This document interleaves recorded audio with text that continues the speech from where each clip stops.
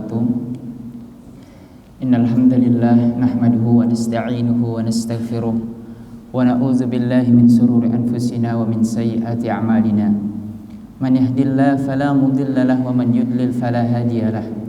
Asyhadu an la ilaha illallah wahdahu la syarika lahu wa asyhadu anna Muhammadan abduhu wa rasuluh. Qala ta'ala fi kitabihil karim, ya ayyuhalladzina amanu taqullaha haqqa tuqatih wa la tamutunna illa wa antum muslimun, amma ba'd. Fa inna asdaqal hadits kitabullah wa ahsanal hadi hadi Muhammadin sallallahu alaihi wasallam. Wa syarrul umur muhdatsatuha wa kullu muhdatsatin bid'ah wa kullu bid'atin dhalalah wa kullu dhalalatin finnar. Jamaah yang semoga Allah Subhanahu wa taala rahmati kita semua. Alhamdulillah, kita bersyukur dengan memuji Allah Subhanahu wa taala yang maha kuasa dan maha tinggi, yang telah melimpahkan nikmatnya kepada kita semua jamaah sekalian, sehingga Allah Subhanahu wa taala masih memberikan hidayah kepada kita, hidayah iman, hidayah Islam, hidayah untuk kita bisa melaksanakan ketaatan kepadanya berupa salat 5 waktu. Bahkan sampai saat ini Allah Subhanahu wa taala masih perkenankan hati kita dan diri kita untuk bisa menuntut ilmu.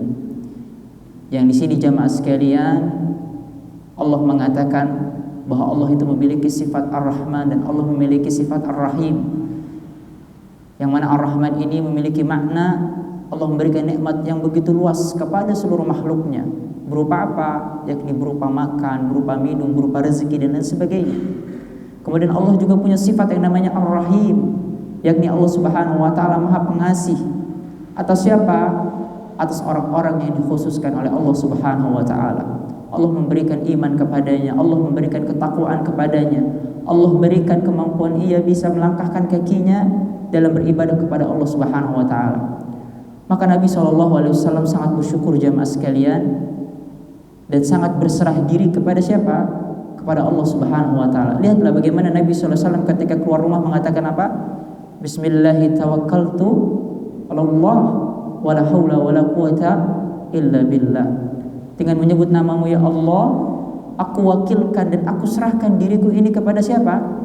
Kepada Allah Subhanahu wa taala. Wala haula wala quwata illa billah. Dan sesungguhnya tidak ada daya dan kekuatan kecuali datangnya dari siapa? Dari Allah Subhanahu wa taala. Doa ini jamaah sekalian menunjukkan betapa Nabi SAW sangat berserah diri dan sangat memintakan petunjuk kepada Allah Subhanahu wa taala agar hatinya ini dapat beribadah kepada Allah Subhanahu wa taala, agar kakinya ini dapat melangkah ketika keluar rumah menuju hal-hal yang Allah Subhanahu wa taala ridhoi. Kemudian salawat dan salam tidak lupa kita sampaikan kepada Nabi Muhammad sallallahu alaihi wasallam, kepada keluarganya, kepada sahabat-sahabat dan tabi'in serta tabi'ut tabi'in serta siapapun yang mengikuti beliau sampai yaumul kiamah nanti. Sebelum kita memulai kajian kita kali ini, Anda mengingatkan khususnya diri Anda pribadi dan umumnya kepada jamaah sekalian, mari sama-sama kita mengikhlaskan niat. Mari sama-sama kita memperbaharui niat jamaah sekalian. Karena sesungguhnya tidak ada amalan yang diterima oleh Allah Subhanahu wa taala kecuali dia lulus dengan syarat apa? Memiliki niat yang tulus, memiliki niat yang benar hanya karena Allah Subhanahu wa taala. Allah tidak ingin diridhoi, baik Allah tidak ingin diibadahi bersamaan dengan yang lainnya, baik berupa malaikat, baik berupa nabi, baik berupa orang-orang terdekatnya. Allah tidak inginkan. Allah hanya menginginkan orang itu beribadah apa? Semata-mata karena Allah Subhanahu wa taala. Maka Allah mengatakan apa? Wa ma khalaqtul jinna wal insa illa liya'budun. Aku tidak menciptakan jin dan manusia kecuali untuk beribadah. Apa maksud ibadah di sini jemaah? Maksudnya Allah jelaskan ya'budun ialah yuwahhidun. Beribadah maksudnya di sini ibadah adalah yuwahhidun, yakni dengan mengesahkan Allah Subhanahu wa taala. Allah tidak ingin ada orang beribadah tapi menggunakan wasilah-wasilah lainnya. Nah, Allah hanya ingin beribadah dengan niat yang semata-mata tulus karena Allah Subhanahu wa taala. Jamaah sekalian, hadis yang akan kita bahas adalah hadis ke-7 dari kitab Riyadhus Shalihin, pembahasan rutin kita. Masih dalam bab niat, bahwa disebutkan wa an Abi Hurairah Abdurrahman ibni Sakhrin radhiyallahu anhu qala Rasulullah sallallahu alaihi wasallam, bahwa dikatakan dari Abu Hurairah Abdurrahman bin Sakhr radhiyallahu anhu, dia mengatakan bahwa Rasulullah SAW bersabda, innallaha la yanzuru ila ajsamikum wala ila suwarikum walakin yanzur ila qulubikum wa a'malikum. Riwayat Muslim. Dikatakan oleh Nabi SAW, sesungguhnya Allah itu tidak melihat fisik kalian, tidak melihat rupa kalian, dan Allah Subhanahu wa taala hanya melihat apa yang ada di dalam hati kalian. Allah tidak juga melihat amalan kalian, tapi Allah melihat apa yang ada di dalam hati. Maka jamaah sekalian, hadis ini hadis yang sangat azim, hadis yang sangat agung. Tentang apa? Tentang pentingnya dan keagungan niat. Bahwa tadinya amalan itu mubah dikarenakan niatnya baik, benar karena Allah Subhanahu wa taala menjadi pahala yang besar. Dan ada niat atau ibadah yang besar hanya dikarenakan niatnya rusak, maka apa? Maka tidak bernilai di sisi Allah Subhanahu wa taala. Bukankah nanti orang-orang yang masuk dalam kerak api Jahannam yang pertama kali dilemparkan siapa jemaah? 3 golongan. Siapa dia? Ahli ibadah, salatnya luar biasa, ibadahnya luar biasa, tapi masuk ke dalam neraka Jahannam, masuk dalam kerak api Jahannam. Kenapa? Mereka mengatakan, wahai Rabbku, aku ini telah beribadah kepadamu, aku jadikan hidup ini untukmu wahai Allah. Kemudian apa kata Allah? Kadzabta, engkau telah berbohong. Nah, orang-orang yang mengatakan aku telah membaca Al-Quran begini dan begitu, maka dikatakan oleh Allah apa? Kadzabta, engkau hanya apa? Membaca Al-Quran ini agar orang lain sebut apa? Engkau qari, orang yang memiliki suara yang bagus, dan itu engkau telah dapatkan di dunia. Kemudian yang kedua apa? Ada orang-orang yang dia apa? Suka bersedekah. Orang-orang yang suka bersedekah. Ya Allah, aku telah serahkan hartaku untuk berjuang di jalan fisabilillah. Tapi kata Allah apa? Kadzabta, engkau telah berbohong, berdusta.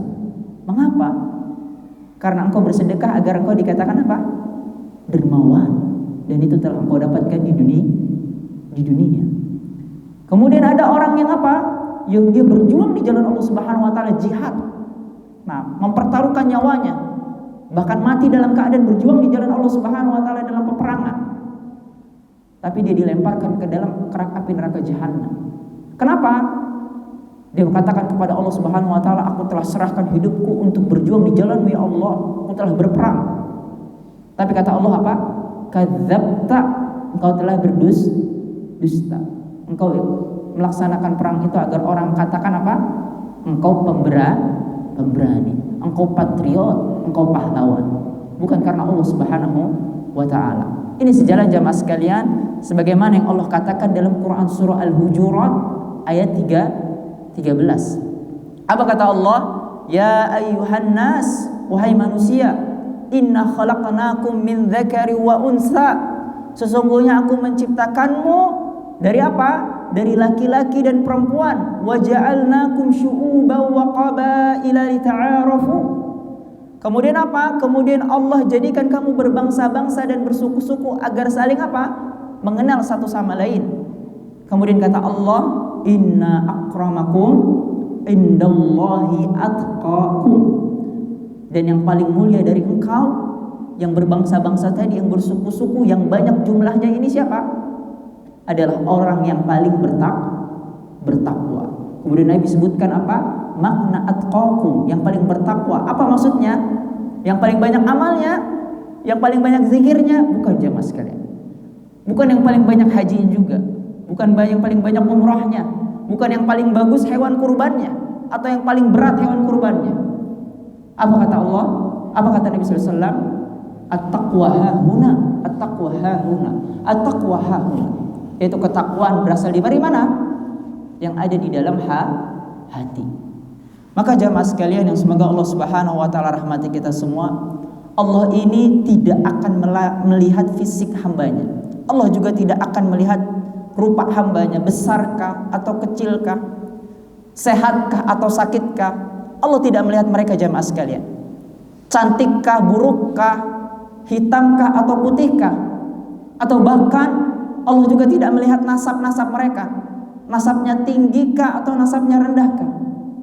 Allah juga tidak melihat harta benda mereka.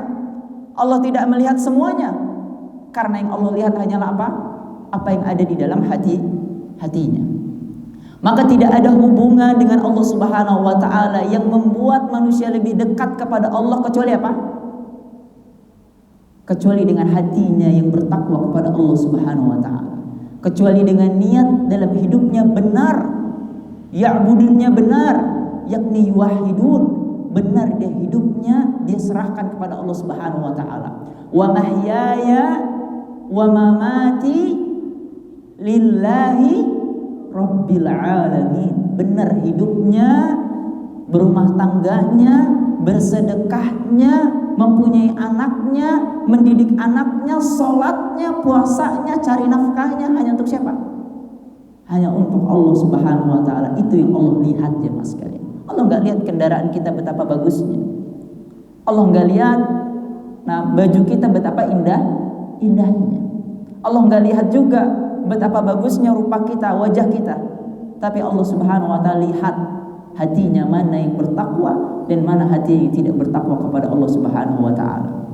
Jamaah sekalian, ketahuilah bahwasanya setiap amal pasti disertai niat yang bersumber dari hati. Baik niat itu benar ataupun niat itu salah. Maka berapa banyak orang yang secara lahirnya terlihat sehat, baik dan soleh, akan tetapi apa jemaah sekalian? Di dalam dirinya ada sesuatu yang rusak. Dalam dirinya ada sesuatu yang rusak. Maka ada yang mengatakan, Ustadz, kenapa ada orang yang sholat terus tapi apa? Gibahnya jalan terus. Bukankah dikatakan oleh Ibnul Qayyim, ada seseorang yang dilihat oleh orang lain itu soleh, bertakwa, sholatnya luar biasa, bahkan dikatakan sebagai seorang ustadz atau kiai. Tapi apa? Tapi kata Ibnul Qayyim, hanya karena satu kalimat. Dia berbuat apa? Berbuat ghibah. Masuk dia kemana jemaah sekalian?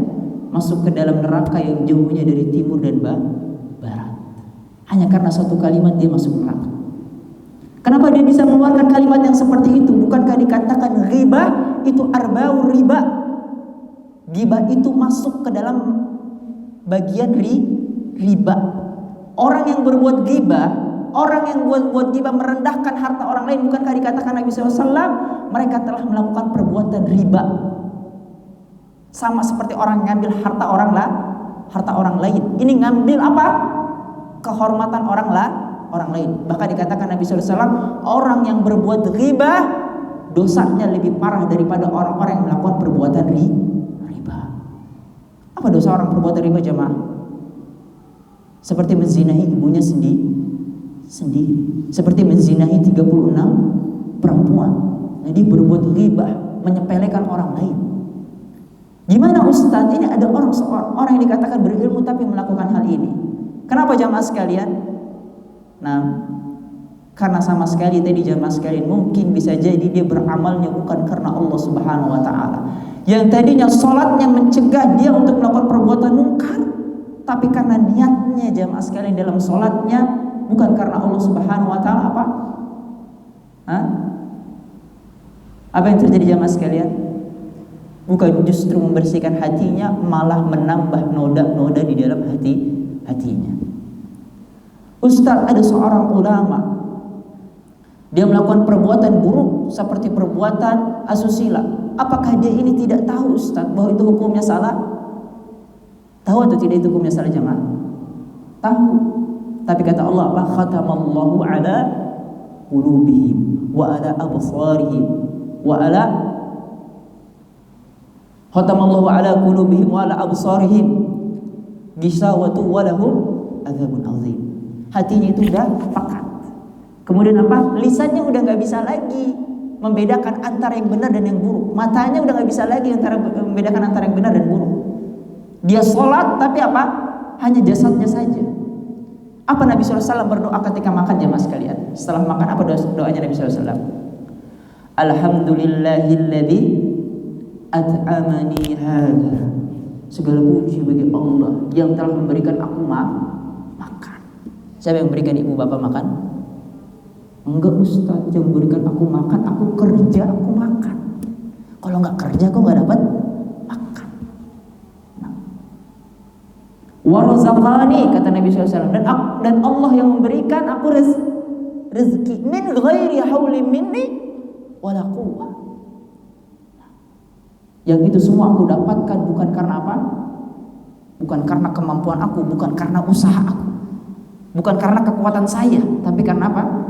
Karena Allah Subhanahu wa taala. Maka makannya aku karena siapa? Karena Allah. Tidurnya aku karena siapa? Karena Allah Subhanahu wa taala. Ada sebagian orang, dia mempercayai sebabnya adalah apa? Tujuan dari hidupnya. Maka tujuan hidupnya, niatnya adalah untuk apa?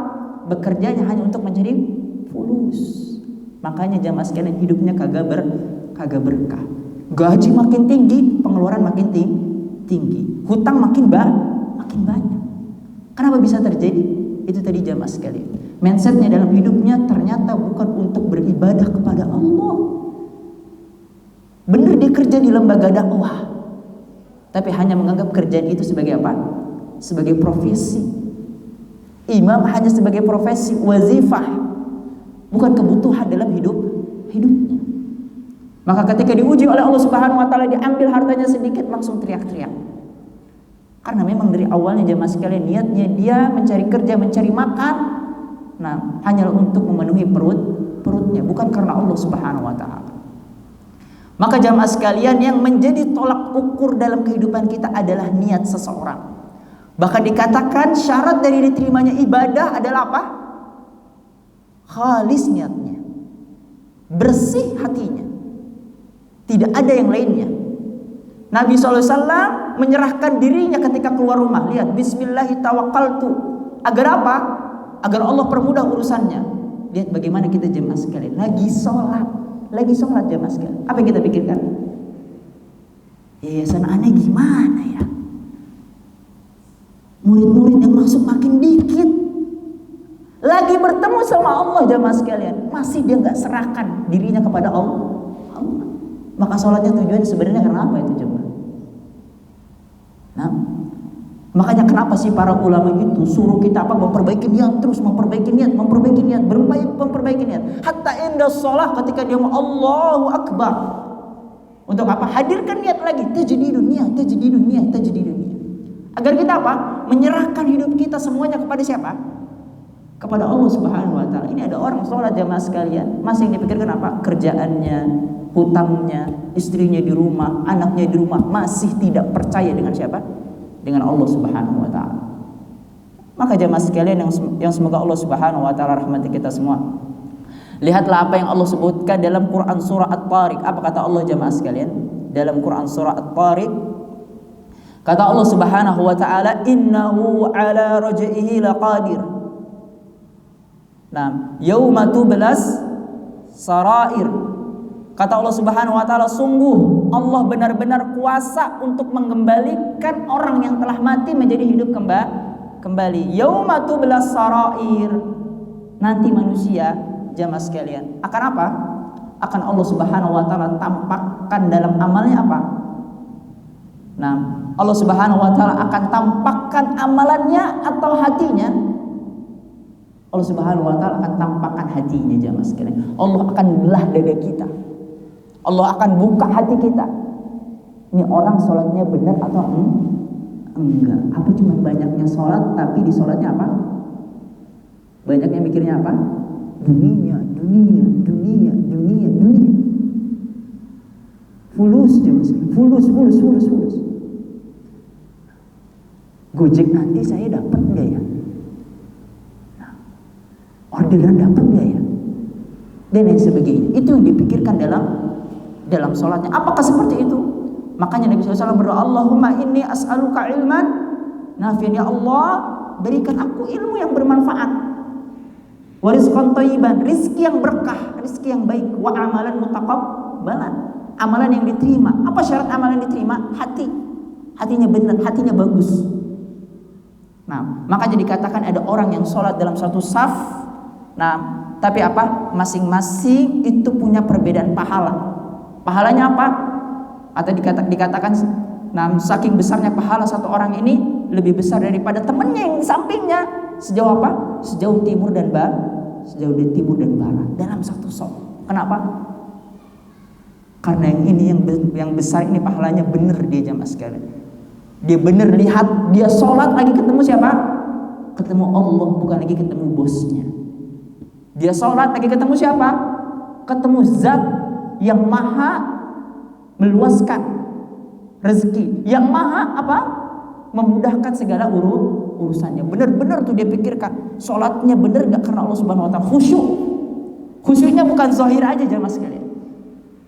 Nah, khusyuk terbagi dua. Dalam ibadah khusyuk terbagi di dua. Ada khusyuk zahir, yaitu dia gerak. Ada orang seperti sholat jamaah sekalian, sholat Allahu Akbar, masya Allah dia perhatikan. Tapi apa? Hatinya, batinnya lepas dari Allah Subhanahu Wa Taala. Nah, dia benar sholat, tapi pikirannya terus kemana-mana. Bahkan ditanya apa yang dibaca oleh imam, nah nggak tahu dia. Pada yang dibaca oleh imam surah An-Nas. Lupa apa ya tadi Ustaz ya?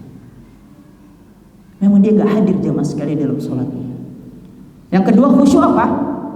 Khusyuk batin, khusyuk hatinya. Ini jamaah sekalian membedakan. Nah, antara orang yang dapat pahala benar, pahala sholatnya bagus, atau justru pahala sholatnya hilang. Maka jamaah sekalian yang semoga Allah Subhanahu Wa Taala rahmati kita semua. Masalah hati ini sangatlah penting jamaah sekalian, karena ini menjadi penentu antara dia baik di hadapan Allah Subhanahu Wa Taala atau justru dia rusak amalannya di hadapan Allah Subhanahu Wa Taala. Maka kita jamaah sekalian dianjurkan untuk terus memperbaiki niat kita di hadapan Allah Subhanahu Wa Taala. Memperbaiki niat kita kapanpun dan dimanapun kita berada. Jika niat itu sudah mulai menyimpang, usahakan dan paksakan apa jamaah sekalian untuk kembali. Sebagaimana sabar dalam kehidupan ini jamaah sekalian, orang tidak akan dapat sabar kecuali apa? Kecuali dia paksakan dirinya. Makanya kata Allah, wa may yu'min billah yahdi qalbah. Siapa yang beriman kepada Allah Subhanahu Wa Taala, Allah akan berikan petunjuk dalam hatinya. Allah akan berikan pelita dalam kegelapannya. Allah akan mudahkan urusannya. Apa maksud iman di sini? Apa maksud dari wa may yu'min billah? Apa maksud Allah dari orang-orang beriman di sini jemaah? Yakni orang-orang yang bersabar, orang-orang yang menyerahkan dirinya semata-mata karena siapa? Karena Allah Subhanahu Wa Taala. Orang yang seperti inilah yang mereka akan mendapatkan petunjuk. Orang yang mendapatkan keberkahan dalam hidupnya. Maka jamaah sekalian, yang semoga Allah Subhanahu Wa Taala rahmati kita semua. Jika hati kita ini jamaah sekalian baik, maka gembiralah jamaah sekalian dengan kebaikan itu. Tetapi jika tidak, maka kita telah kehilangan kebaikan semuanya. Sebagaimana Allah berfirman dalam Quran surah Al-Adiyat jamaah sekalian ayat 9 sampai 10. Apa kata Allah? Afala ya'lamu idza bu'thira ma fil qubur. Kata Allah Subhanahu Wa Taala, maka tidaklah kalian mengetahui apabila kalian ini dibangkitkan dari kubur. Ketika kita nanti dibangkitkan, apa yang terjadi pada kalian? Apa kata Allah? Allah tegaskan lagi nih, bahwa Allah tidak melihat seberapa amalan zahir kita terjadi di dunia. Wa husilama fis sudur. Allah akan apa? Akan membuka, akan membelah dada kita ini jemaah sekalian. Allah akan ambil hati kita. Nah, Allah akan melihat apa yang tersimpan di dalam dada kita ini jemaah sekalian. Allah akan kuliti. Nah, apakah tadi sholat kita benar karena Allah Subhanahu Wa Taala, ataukah sedekah kita benar karena Allah Subhanahu Wa Taala, ataukah tidur kita benar karena Allah Subhanahu Wa Taala, Atau cari nafkah kita benar karena Allah Subhanahu wa taala, atau justru cari nafkahnya hanya apa tadi? Hanya untuk memenuhi perut atau hanya untuk memenuhi kehidupan dirinya sendiri dan keluarganya, bukan karena Allah Subhanahu wa taala. Maka orang yang seperti ini dia akan mendapatkan kesia-siaan jemaah sekalian dalam hidupnya. Capek dunia, capek juga di akhirat. Dia tidak mendapatkan apa-apa dari ganjaran yang harusnya dia terima. Kurbannya ternyata bukan karena Allah Subhanahu wa taala. Masya Allah, dia beli sapi besar sekali, indah sekali, banyak mungkin. Tapi apa? Ternyata untuk menjelaskan kepada orang lain di luar sana bahwa dirinya adalah orang yang dermawan. Jamaah sekalian, orang dermawan itu tidaklah disebutkan ketika engkau memiliki kelapangan dalam rezeki. Engkau kaya, kemudian engkau berinfak, bersedekah, itu wajar jamaah sekalian. Orang dermawan itu kapan jamaah sekalian? Ketika Allah cabut tuh tadi sedikit hartanya, Allah cabut besar sedikit, setengah hartanya, tetap apa dia? Tetap dia istiqamah dalam bersedekah, nggak ada berkurang. Orang itu dilihat ibadahnya kapan jamaah sekalian? Bukan karena lagi senang aja. Lihat dicabut, ketika Allah cabut rasa sakitnya sedikit aja, atau sehatnya Allah cabut sedikit, jadi dia sakit, atau setengahnya terbaring dia di rumah sakit. Apakah dia masih berzikir kepada Allah Subhanahu wa taala atau tidak? Nah, siapa yang mempertahankan jamaah sekalian dikala sulit, dikala sakit, dikala Allah ambil hartanya sedikit, dia tetap bisa beribadah dengan terus-menerus? Siapa ini? Ya, ini tadi orang-orang yang beriman kepada Allah, yang Allah berikan petunjuk dalam hatinya. Kenapa Allah bisa berikan petunjuk?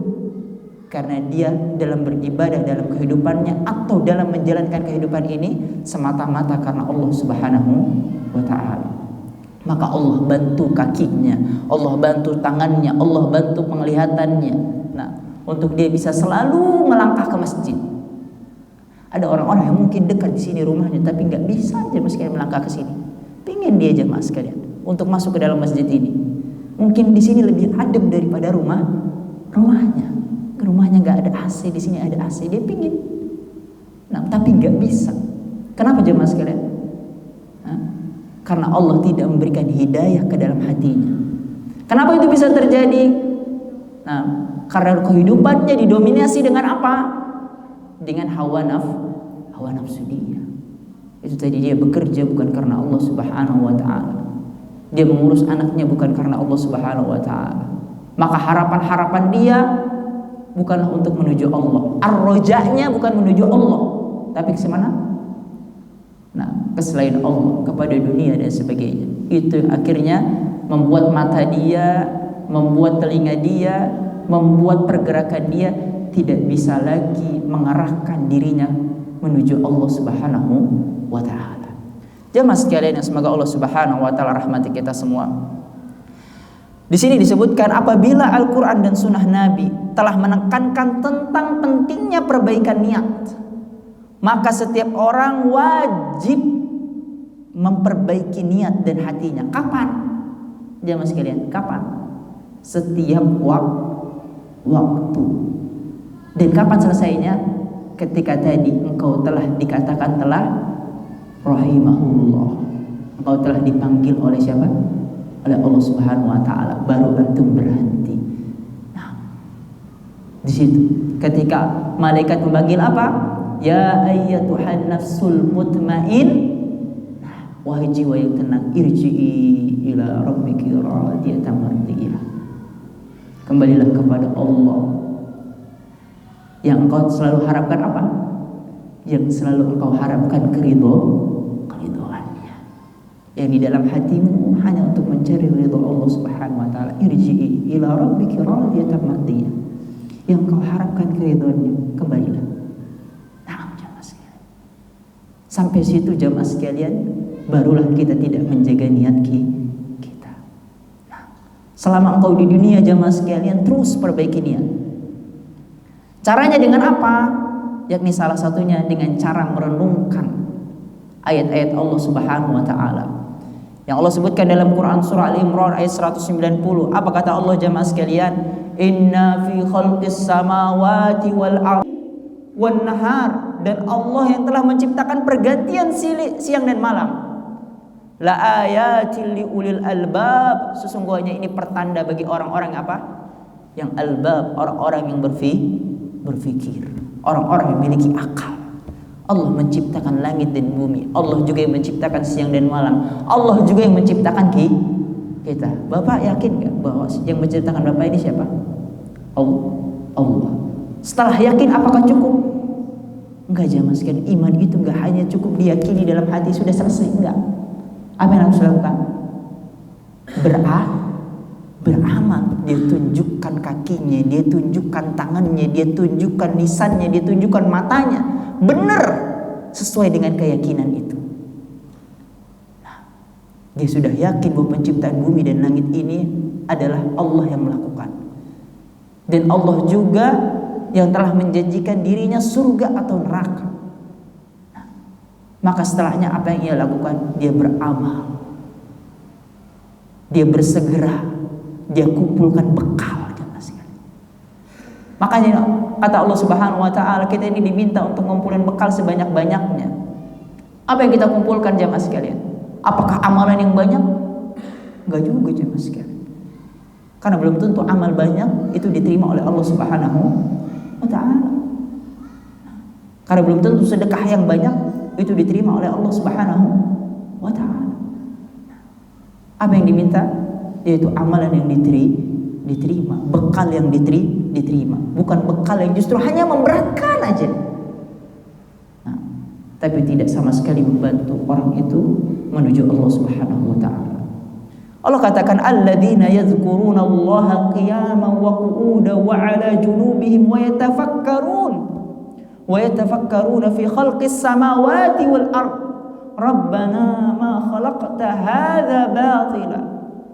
Subhanaka faqina adzabannar. Orang seperti ini jemaah sekalian yang mereka bisa menjaga hatinya. Yang apa dia jemaah sekalian? Yang mengingat Allah ketika apa? Ketika dia berdiri, dia ingat Allah. Ketika dia berjalan, dia ingat siapa? Allah. Nah, ketika dia bekerja, dia ingat Allah. Qu'uda. Ketika dia duduk, ketika dia istirahat, ingatnya siapa? Ingatnya Allah. Bahkan ketika junubihim, ketika dia berbaring, ingatnya apa? Allah jemaah sekalian. Bagaimana doanya Nabi SAW ketika dia ingin tidur jemaah sekalian? Apa doanya Nabi jemaah sekalian ketika Nabi SAW ingin tidur? Di sini jemaah sekalian, lihat bagaimana Nabi SAW itu sangat bertawakal kepada Allah dan mengingat Allah di kala apapun. Salah satu jemaah sekalian, doa Nabi SAW ketika tidur ialah yang dikatakan oleh Nabi SAW, Bismika Rabbi wada'tu jambi wa bika arfa'uhu. Dengan namamu wahai Tuhanku, aku letakkan apa? Punggungku ini ke tempat tidur ya Allah, dengan nama-Mu.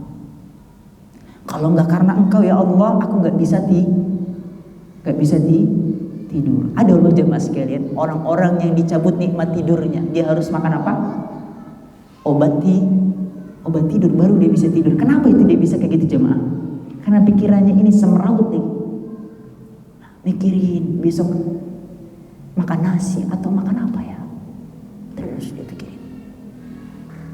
Dicabut oleh Allah apa? Nikmatnya. Ada seorang katanya artis terkenal yang dia mati karena apa? Karena mengonsumsi banyak pil tidur katanya. Kalau nggak salah namanya Michael Jackson. Orang kaya ini jemaah sekalian. Pulusnya banyak. Kalau jalan dikawal jemaah. Bapak ada yang ngawal nggak? Dia jalan dikawal. Makan disiapkan, tempat tidur luar biasa enaknya, empuk dan sebagainya, tapi dia nggak bisa tidur, harus mengonsumsi obat tidur dulu. Kenapa bisa terjadi seperti itu jemaah sekalian? Karena dia tidurnya bukanlah karena Allah jemaah, dia bekerjanya bukan karena Allah. Lihat Nabi SAW, Bismika Rabbi wada'tu jambi, Ya Allah, dengan namamu lah aku baringkan punggungku ini. Wa bika arfa'uhu. Dan karena engkau juga ya Allah, dengan menyebut namamu aku angkat nanti setelah tidur punggungku ini dari tempat tidur. In amsakta nafsi farhamha, ya Allah, seandainya engkau tidak kembalikan ruh aku nanti pagi, engkau tahan, artinya apa dia? Mati atau meninggal. Apa kata Nabi SAW? In amsakta farhamha, ya Allah, kalau engkau enggak kembalikan ternyata ruh aku, berikan rahmat kepadanya. Nabi SAW enggak percaya dengan amalnya yang banyak itu. Makanya dia enggak bersandar dengan amalnya. Dia bersandar kepada siapa? Kepada Allah. Karena dia tahu walaupun amalnya seperti ini, dia enggak tahu Allah terima apa enggak. Kalau kita jamaah sekalian baru aja sedikit bersedekah, baru aja berkurban, baru aja sedikit menolong orang lain, seakan-akan apa? Oh, saya Ustaz, insya Allah lebih tinggi derajatnya daripada si fulan. Insya Allah saya adalah orang yang dermawan. Insya Allah saya selamat. Baru sholatnya, keluar dari masjid justru apa? Membuat hatinya tadi hitam. Kenapa? Tadi dalam sholatnya bukanlah sebenarnya ditujukan karena Allah seluruhnya. Wa mahyaya wa mamatinya nggak benar terjadi itu. Lisannya doang hanya mengatakan itu, tapi apa? Pergerakan dalam hidupnya tidaklah mengarahkan kepada arah sana. Maka ketika nanti Allah cabut sedikit aja rezekinya, apa dikatakan? Allah tidak adil. Kayaknya saya yang paling sengsara, Ustaz. Nah, maka dia terobos tuh hukum-hukum Allah Subhanahu wa Ta'ala. Ada godaan dari pinjol, dia lakukan. Pay letter, dia lakukan. Nah, gimana Ustaz mau makan kalau saya nggak ngambil riba yang seperti ini? Dia nggak percaya lagi sama Allah. Kalau kita ngikutin hukum Allah Subhanahu wa Ta'ala, Ustaz, di dunia ini kayaknya nggak bisa hidup kita.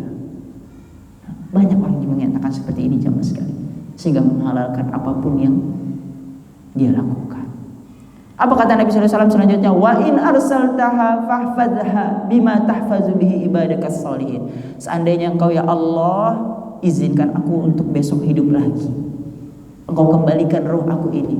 Apa kata Nabi SAW? Fahfadha, jaga aku ya Allah.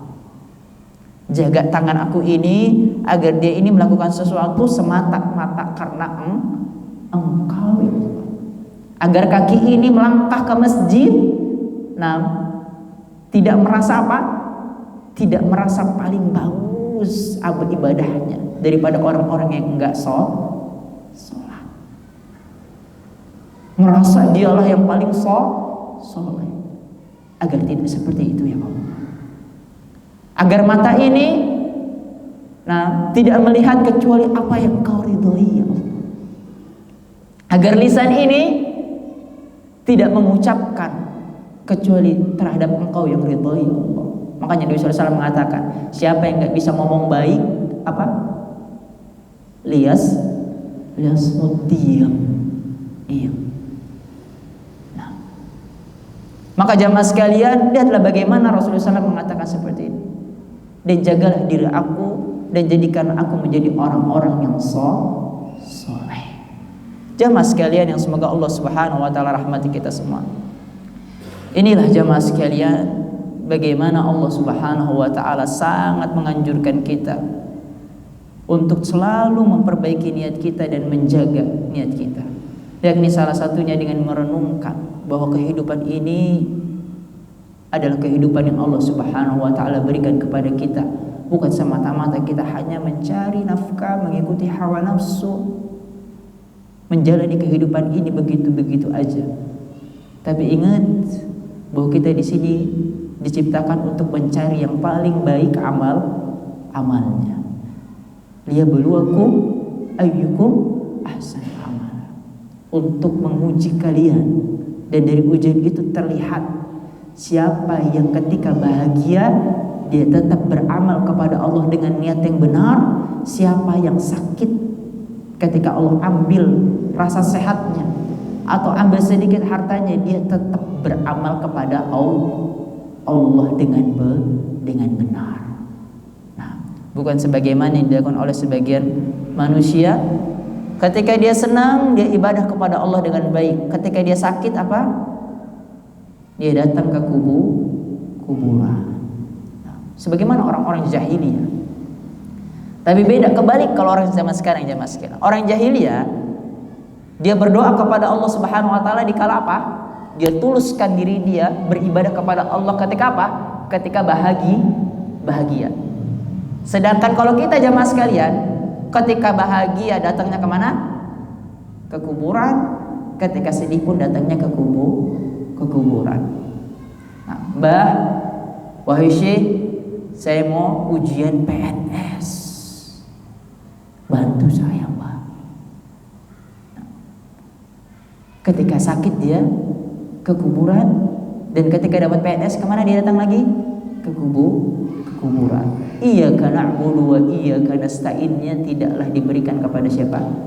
Kepada Allah. Bahwa sesungguhnya ana ini beribadah dan meminta pertolongan hanya kepada siapa? Kepada Allah Subhanahu wa taala. Maka siapa yang ingin disucikan hatinya jamaah sekalian, apa yang harus dilakukan? Yakni memperbaiki niatnya. Bukankah di dalam niat jamaah sekalian ada ganjaran yang apabila dia tidak mampu mengamalkannya tetap ia mendapatkan pahalanya? Bukankah dikatakan dalam Quran surah At-Taubah ayat 92, Allah mengatakan, dan tidak ada pula berdosa atas orang-orang yang apabila mereka datang kepadamu supaya kamu memberikan mereka kendaraan, lalu kamu berkata, aku tidak memperoleh kendaraan untuk membawamu. Lalu mereka kembali sedang mata mereka bercucuran air mata dengan kesedihan lantaran mereka tidak memperoleh apa yang mereka nafkahkan.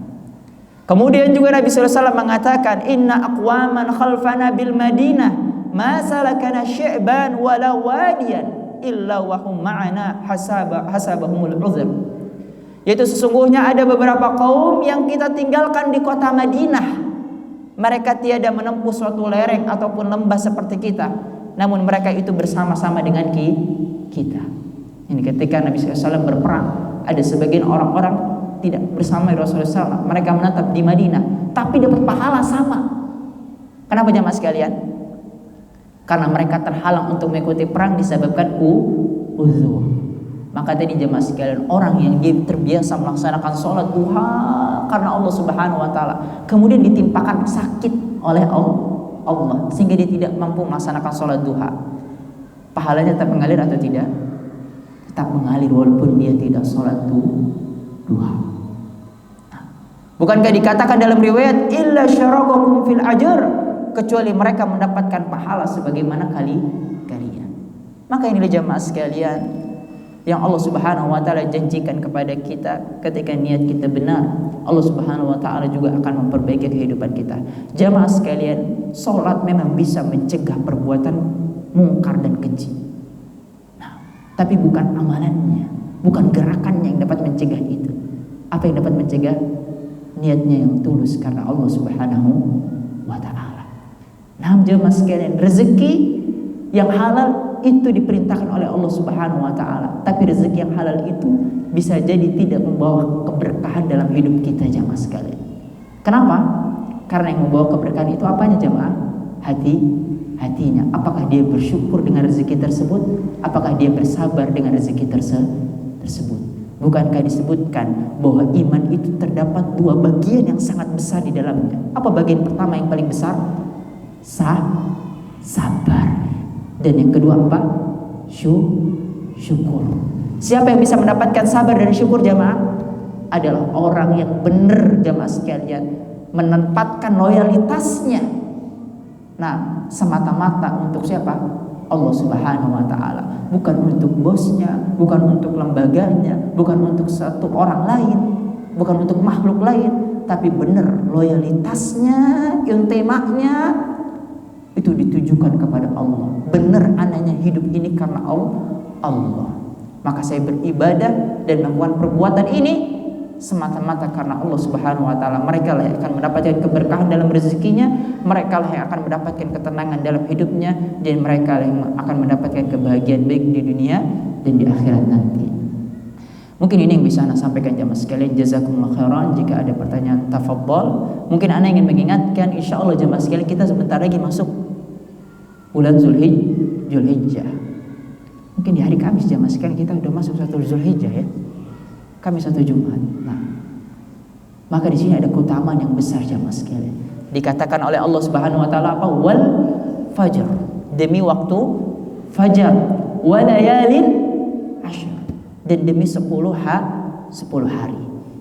Sebagian ulama mengatakan maksudnya keutamaan 10 hari ini adalah 10 hari apa? 10 hari terakhir di bulan Ramadan. Yang kedua, pendapat yang kedua mengatakan 10 hari pertama di bulan Muharram.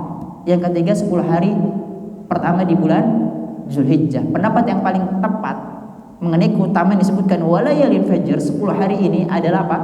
10 hari pertama bulan Zulhijjah. Bahkan dikatakan jamaah sekalian, 10 hari pertama bulan Zulhijjah, paginya, siangnya sampai sorenya lebih utama daripada apa? 10 hari terakhir bulan Ramadan di paginya dan siangnya. Nah, saking apa? Saking besarnya nanti orang-orang yang berbuat ibadah di sini pahalanya. Tapi kalau di malamnya, antara 10 hari pertama bulan Zulhijjah pada malamnya dengan 10 hari terakhir bulan Ramadan, mana yang paling utama? Kalau malamnya bulan Ramadan. Kenapa? Karena di dalamnya ada peristiwa malam Lailatul Qadar. Nah, yang katanya 1 hari lebih sempurna daripada 83 tahun beribadah atau 1000 bulan. Namun paginya dan siangnya lebih utama apa? Lebih utama 10 hari pertama di bulan Zulhijjah ini jamaah sekalian. Maka perbanyaklah. Apa yang kita perbanyak di sini jamaah? Amal kita kepada Allah Subhanahu wa taala. Anjuran yang pertama di 10 hari pertama bulan Zulhijjah ini memperbanyak apa? Zikir. Apa zikirnya? Takbir, tahlil dan tahmid. Perbanyak itu jamaah sekalian, berzikir kepada Allah Subhanahu wa taala. Kemudian yang kedua, amalan yang sangat dianjurkan di bulan ini apa jamaah sekalian? Berpuasa. Nah, jika dia bisa berpuasa dari hari pertama sampai hari ke-9, zaid afdal. Nah, maka diperbanyak puasa di sini. Karena puasa adalah ibadah yang paling dicintai oleh Allah. Nah, Ustadz Anda gak bisa dari hari 1 sampai hari ke-8. Nah, bisa gak Anda puasa di hari ke-9 di hari Arafah? Bisa jamaah sekalian. Dan kalau bisa itu jangan ditinggalkan karena keutamaannya sangat besar. Kenapa? Karena di situ terdapat peristiwa. Peristiwa apa jamaah sekalian? Disempurnakannya agama Bapa. Al-yawma akmaltu lakum dinakum wa atmamtu alaikum ni'mati wa raditu lakum Islam madina. Itu terjadi pada hari itu. Maka kita dianjurkan banyak beribadah di sana. Untuk orang berhaji dianjurkan untuk apa? Wukuf di Arafah. Ngapain di sana? Bukan selfie Bapak, tapi mengangkat tangan bermunajat kepada Allah Subhanahu wa taala. Sampai kapan bermunajatnya? Sampai habis hari tersebut. Nah, bagi orang-orang yang tidak berhaji di hari ke-9 di hari Arafah itu dianjurkan untuk dia berpuasa. Kemudian amalan selanjutnya jamaah sekalian yang ketiga dianjurkan di bulan Zulhijjah ini apa jamaah? Bersedekah. Kenapa? Karena sedekah ini jamaah sekalian dapat memadamkan api kita di neraka nanti. Nah, walaupun dengan apa? Bisyik tamrah, walaupun hanya dengan 1 biji kurma. Atau Bapak kasih air putih jamaah sekalian. Ada lihat di situ pemulung, lihat kasih air putih. Nah, dengan air putih ini ternyata apa? Menambah energinya, menambah kekuatannya. Dia terus cari nafkah, dia terus tuh memungut botol dengan 1 air putih. Jangan ini terlalu mahal mungkin 1 botol ini. Aqua gelas aja Bapak, kasih di bulan Zulhijjah ini. Dengan itu ternyata dia semakin kuat mencari nafkah. Maka Bapak pun mendapat pahala apa? Mencari nafkah. Ternyata dengan itu dia suapinin, dia beli makan, dia suapinin istrinya. Bapak mendapatkan pahala. Ternyata dengan itu, dengan 1 gelas itu, nah Bapak dia sholat. Bapak juga mendapat pahala sholat. Luar biasa Bapak. Di bulan Zulhijjah ini jadilah orang dermawan. Nah, dan yang terakhir, nah di hari ke-10 Zulhijjah kita dianjurkan untuk apa? Fasholli li rabbika wanhar. Untuk berkurban. Dia sholat, kemudian setelah itu dia berkurban. Bahkan jamaah sekalian, saking kita dianjurkan untuk berkurban. Nah, Abu Hatim dia berkorban dengan apa? Dengan hutang. Sufyan Ats-Tsauri menanya ke Abu Hatim, apa yang kau lakukan? Aku berhutang untuk membeli unta. Nah, maka kata para ulama jamaah sekalian, saking dianjurkan ini bagi orang-orang yang ingin berhutang ketika kurban itu diperbolehkan. Saking dianjurkannya jamaah sekalian. Nah, apalagi yang punya harta. Apalagi yang punya harta jamaah sekalian. Para ulama menganjurkan walaupun dia dengan berhutang dan dia sanggup untuk melunasi hutang tersebut, dia cicil. Nah, untuk dia bisa berkurban. Jangan jadi orang medit jamaah sekalian. Jangan jadi orang pelit. Kesempatan ini hanya datang satu kali dalam satu tahun. Nah, dan kurban merupakan ibadah yang sangat agung. Karena kita ini jamaah sekalian merasa miskin terus. Pikirnya apa? Diketuk pintunya, Pak, ini daging kurban. Coba Bapak sekali-sekali yang ngetuk pintu orang lain, Pak, ini daging kurban. Nah, bisa jadi itu yang membuat Allah menjaga hati Bapak, menjaga tangan Bapak, dan menjaga kaki Bapak dari melangkah pada hal yang sesuatu yang diharamkan oleh Allah Subhanahu wa ta'ala. Nah, ada pertanyaan jamaah sekalian? Bapak dan Ibu? Betul? Tidak ada? Termasuk bagaimana Ustadz kalau saya mau kurban? Ini biasanya pertanyaan yang sering lakukan. Nah, apakah lebih baik kurban saya kurban 1 kambing tapi gemuk, atau kurban 2 kambing tapi kambingnya kurus? Mana yang lebih afdol jemaah? Yang 1 atau 2?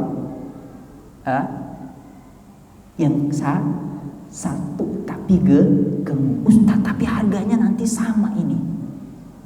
Atau harganya lebih mahal sedikit yang 2 ini. Mana yang lebih afdol? Tetap yang 1 yang gemuk. Kenapa? Kenapa jamaah sekalian? Karena kita harus beribadah kepada Allah, memberikan dengan apa? Yang terbaik. Maka cari yang terbaik, bukan cari yang terburuk atau terkurus. Nah, mungkin itu yang bisa Anda sampaikan jamaah sekalian. Jazakumullah khairan. Jika tidak ada pertanyaan, semoga Allah Subhanahu wa taala jadikan hati kita ini jamaah sekalian menjadi hati yang selalu senantiasa berusaha bertakwa kepada Allah Subhanahu wa taala, sehingga Allah Subhanahu wa taala jamaah sekalian menyelamatkan kita baik di dunia dan di akhirat, menjadikan hidup kita berkah, menjadikan rezeki kita thayyib, menjadikan amalan kita diterima di sisi Allah Subhanahu wa taala. Kita tutup dengan doa kafaratul majlis. Subhanaka Allahumma wa bihamdik, asyhadu an la ilaha illa anta, astaghfiruka wa atubu ilaik. Barakallahu fikum. Wassalamu alaikum warahmatullahi wabarakatuh.